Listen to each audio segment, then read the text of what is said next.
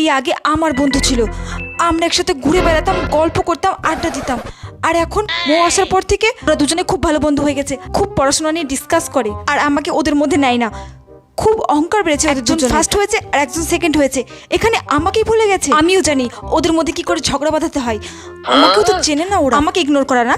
আর দুজনে খুব ভালো রেজাল্ট করা। দেখ এবার আমি কি করি।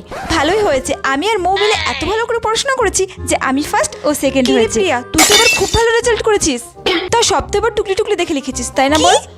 এটা মৌ বলছিল, ও নাকি তোর পেছনে বেঞ্চেই বসেছিল আর ও নাকি দেখেছে তুই সমস্ত টুকলি দেখে লিখেছিস, তাই তুই এবার ফার্স্ট হতে পেরেছিস। না হলে নাকি ওই হতো। তোকে এগুলো বললো? হ্যাঁ রে, না হলে আমি জানবো কোথা থেকে? আচ্ছা, ওর ভিতরে ভিতরে তাহলে এগুলোই ছিল। এখন থেকে আমি ওর সাথে আর একটা কথা বলবো না। এই শোন, তোরা যা করবি কর, যা বলবি বল, তাই বলে তুই কিন্তু আমার নামটা নিস না। আমি কিন্তু তোর ভালোর জন্য এইসব কথাগুলো বললাম, ঠিক আছে? এইদিকে তো আগুন লাগিয়ে দিয়েছি, এবার মৌয়ের কাছে গিয়ে ঘিটা ঢালতে হবে।